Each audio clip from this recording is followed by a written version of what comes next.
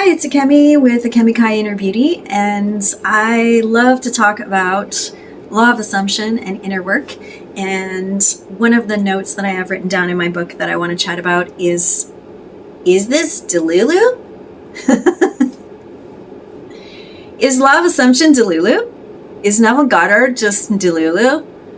Are law of assumption creators that I see all over TikTok and YouTube, are they just Delulu?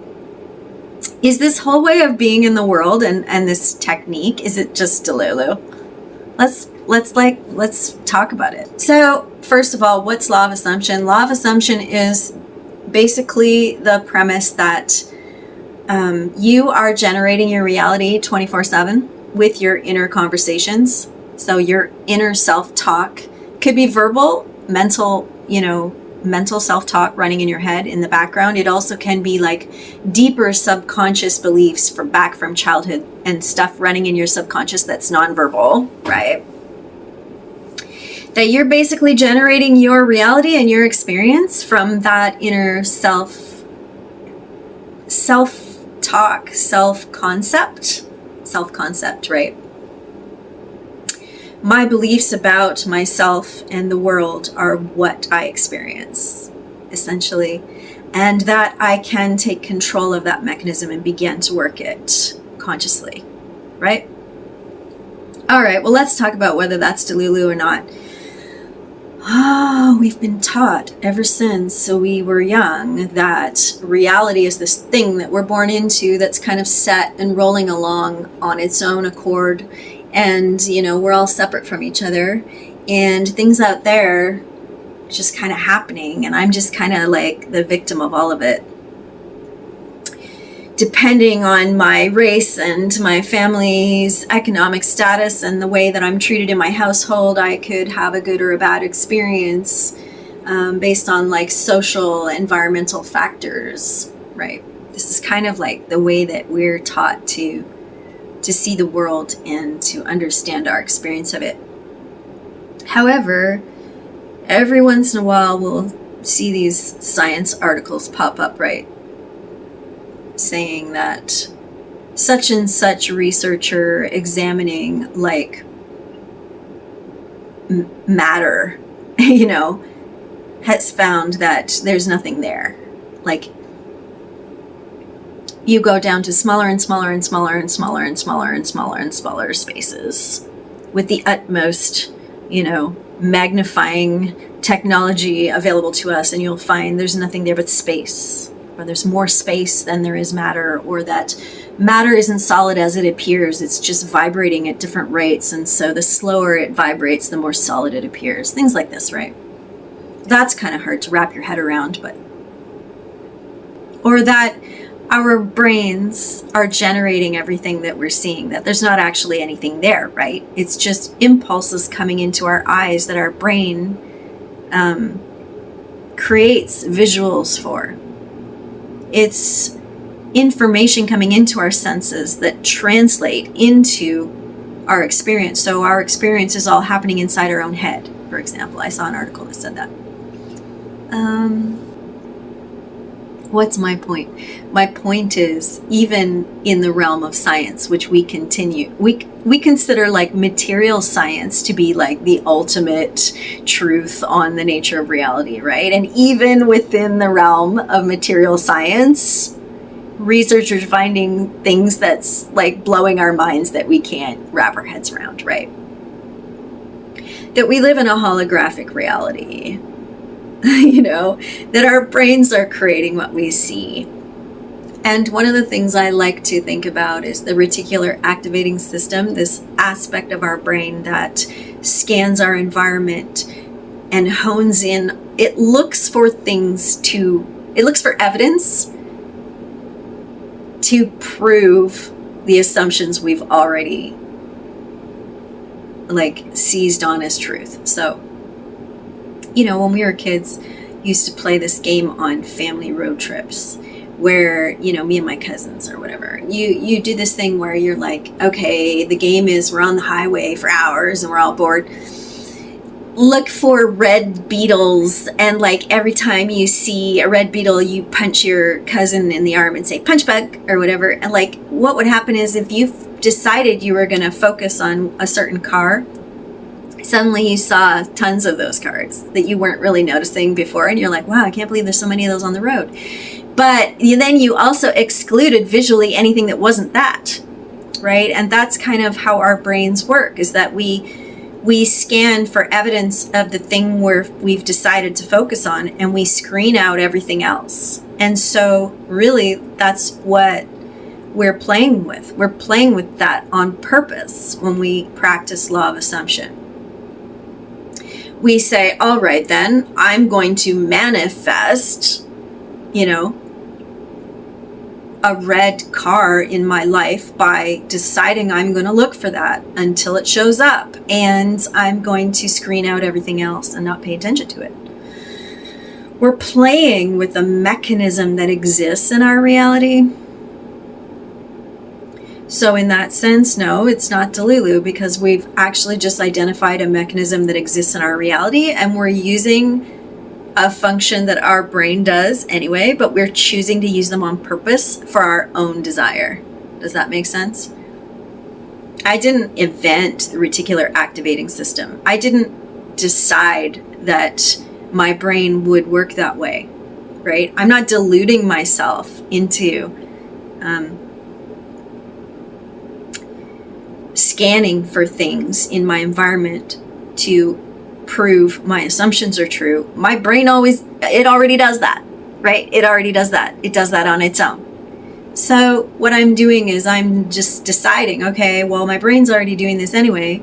I'm going to take control over my life and my experience by using that function to my advantage. So I'm going to decide in my relationship with this person at work that doesn't like me and is always causing me trouble by gossiping about me behind my back and looking for things to criticize me for, and creating a big laundry list in her head about like everything that I do that she doesn't like, that's like a laundry list for her of why I am incompetent at my job and should be fired or something, right?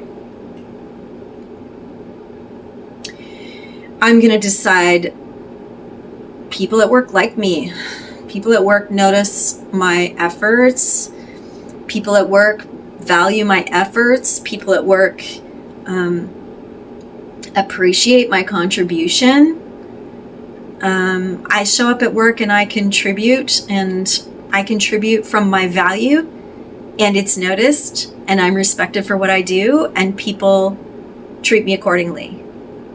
So if I decide that I'm going to see my reality that way every time I show up to work, I'm going to start scanning my work environment every day when I go in for evidence that people value me, and that people respect me at work, and that people notice my contribution and they're grateful for it.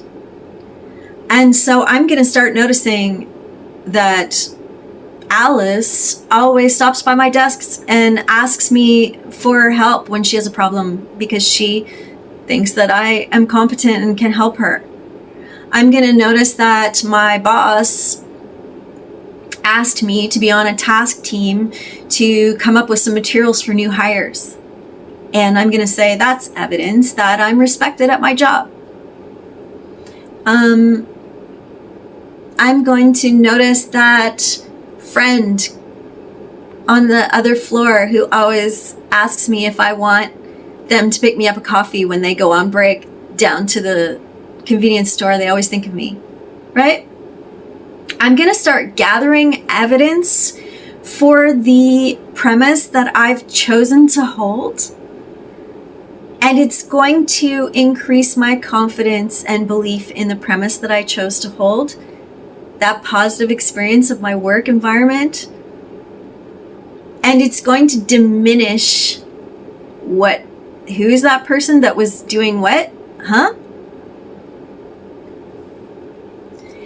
So can you see how doing this would give me a better experience at work, a happier experience at work, and better relationships at work with all those people who are suddenly I'm noticing them, and I'm suddenly like responding to them and like actually thanking them or taking them up on their offers or connecting more deeply with them consciously and being grateful for the way that they're showing me respect in the workplace. And I'm solidifying and improving and building on those relationships, and my work environment starts shifting and my confidence levels go up, and therefore how I'm showing up becomes more confident, and I'm believing in my own competence. And I'm affirming the relationships around me that are affirming that statement that I made about how I'm competent and valued and respected at work. That just starts expanding and growing, right? And all of a sudden, everybody at work is noticing how great I'm doing at work and how confident I am at work and how my relationships are so good at work. And people are talking about me in a positive way at work. And if there was somebody there at work that was causing trouble, they're going to look stupid, aren't they? Because they're like suddenly trying to hold a version of me that isn't real and doesn't exist. And like everybody else is going to think they're the one who's Delulu. Like, what do you mean she's all these negative things and these negative stories you've been building against her at work? Like, we're not seeing that. We're seeing all of this. Do you see it? This is how law of assumption works to shift your reality. It's not Delulu at all. It's very real. Now, I'll admit there are some pretty out there things on the internet. I've seen some pretty outrageous content coming out of law of assumption creators. Yeah, to me, some of it does seem Delulu, okay? That's why my channel is about balancing law of assumption work with inner work, because I personally, just my personal opinion, but I personally believe that if you're doing law of assumption work, you come up against something that's kind of snagging you. Like, say I am trying to do this thing, like this thing at work I'm talking about. I'm just making up these examples, by the way. This isn't my life. I have a great job. I love my job, and I don't work in a corporation. But I'm just making stuff up, okay? Because these are things I've experienced before in my life, and I have practiced this, and I like to give you actual examples, right? So, and this is something I've done, okay? But I just make them up in ways that are not literal, okay? Okay, so let's say that I am trying to do a story like that. I'm working on something like that. But I also notice that I'm getting snagged on something. Like,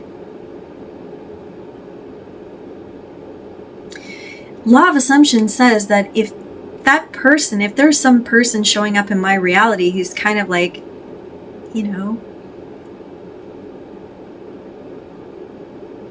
causing trouble or talking shit or whatever, that it's a reflection, right? There's something in me still that needs to be overcome. And so by me choosing to create this story, I'm pouring my energy into creating this new story, right? And then the technique would be, excuse me, I've been making some content today, and when I talk too much, my throat gets kind of sore. The person showing up who's talking shit about me at work, you know, I would say to myself, like, that's old. Like, that's an old version of my reality, because now I'm pouring myself into this new version of my reality, and I'm pouring my energy and my faith and my intention into, you know, these new statements about how I'm respected at work. And if that person continues to be there for a little while, I would just kind of see that as like, well, that's old. Like, that's the old story. The old story is that I was feeling insecure at work. And I was kind of paying attention to her and feeding into that. And then, you know, what you focus on grows, right? Is basically what this short way of saying this. What you focus on grows. The the reticular activating system. I could say that like a AI voice, the reticular activating system. The reticular activating system is the function of your brain which does this, scans for things in the environment, focuses on them, and then expands them, right? And your reality becomes, well, that's the only thing you're seeing. So maybe that person was talking shit about me because maybe actually I snubbed her one time in the elevator and I didn't notice. You know what I'm saying? Like, you can fix these things. Maybe I keep pouring into all these great relationships and then one day I just bring her a coffee and she shuts up. You know what I mean? I mean, there's ways to handle your reality that change your experience, and that's what this is about. However, you know, I've seen some pretty wild stuff. I've seen some wild stuff, and I'm not sure that I would encourage it, but whatever. Where people are just like saying what they want over and over and over and over, like massively repeating things. And like things like someone in your family dies and you just say, I don't accept that they're dead. Like, I don't personally think that's probably a good practice. That could create Delulu, right? I don't get into that territory. I'm not saying it isn't possible. I'm just saying I don't go there. I balance law of assumption with inner work, because I think what happens is when you begin to try to take control and create your reality, and be like masterful in how you're generating your reality and how you're working with the things that show up in your reality. That's kind of what I'm teaching, right? And if you come up against a snag, that's when you come back to yourself and you do inner work. It's a way of balancing this, right? So that you're not delulu. You're not just telling yourself lies about people. Like, oh yeah, I'm the best and I'm the greatest. And like, I'm going to manifest being a celebrity. I'm not saying you can't use this work to do those things. If you really want something in your life, all you do is you pour your energy into it and you believe it with all your faith and you go for it and you make it real. That's how people become movie stars and musicians and stuff. But they have to go through a real process of navigating reality to get there, right? But essentially, it's the same process. You're pouring your energy into what you want to experience, and you're dedicating and committing yourself 100% to it.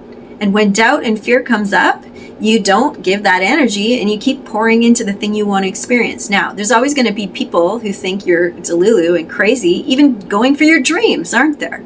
Aren't there?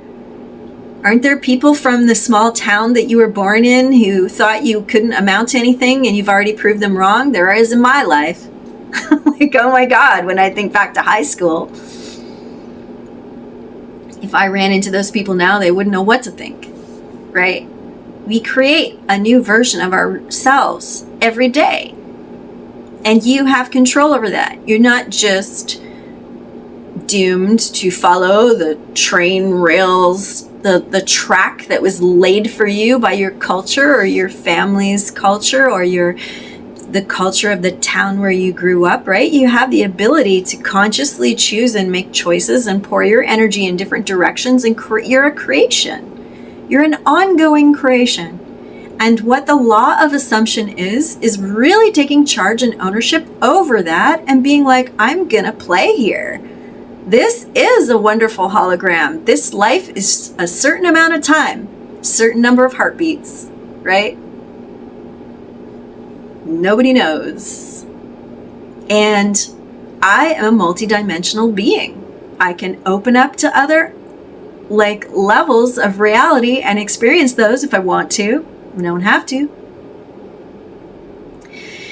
But I can be a conscious creator in my life, and I can use functions of the brain and functions of this reality and mechanisms that are existing here already. I can use them consciously, and I can generate my reality using them. That's what the law of assumption is, okay? How far you take it, how out there it gets, is all up to you, right? So, is it Delulu? What's Delulu? Like, what's your version of that? Like, what does that mean to you? What is Delulu? Because there are people in some backwards town somewhere in the world who would call you Delulu just for wanting to like grow up and go to college, right? Or travel abroad, or become a musician that plays in Nashville, or, I mean, I'm just making shit up, right? People that are naysayers and who are very heavily invested in maintaining the status quo and have bought into keeping themselves small and making sacrifices and sacrificing their own like sovereignty and their own creativity in order to play small and keep the harmony of like the social group according to whatever, like that kind of social resistance or whatever. It's always going to be there, right? And maybe going against that can be called Delulu. But nobody became Taylor Swift didn't become famous by not being Delulu. You can bet there's people in her life that called her Delulu for believing that she could make it, right? Anybody who's become anything in their life, who's consciously created an experience that they wanted to have and expressed their creativity and stepped outside their comfort zone and like consciously taken charge of their reality and generating it and what they're going to experience, that's not Delulu, that's conscious creativity. So I would question if Delulu itself as a kind of a negative criticism of other people, what's that? Like, I might kind of question, like, what is that? Like, is that a resistance that exists in humans that's like a fear of like going against social norms or going against status quo? Because you could argue that humanity is in a lot of trouble right now because of a lot of very old systems, societal systems of the status quo that need to go. They're like holding us back, right? Tribalism, war, persecution and limitation on certain social groups or on women or whatever, different ideas that we have hanging around in our collective about what you should do and who you should do, who you should be and what you should do, who you should do could apply to, right? For some members of society. It's not Delulu to take reality into your hands and create a life that you love. And I get that if you've got someone at work who's talking shit about you and trying to get you fired, that when the first day that you go in and decide you're going to say, I'm loved and respected at my job, people value my contribution, and I get a lot of respect at work, might feel really Delulu, right? It might feel like you're just totally lying about your reality. But can you see in my example how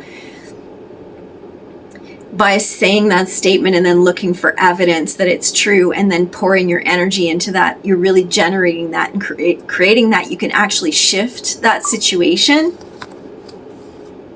Then it isn't Delulu at all. It becomes the new reality.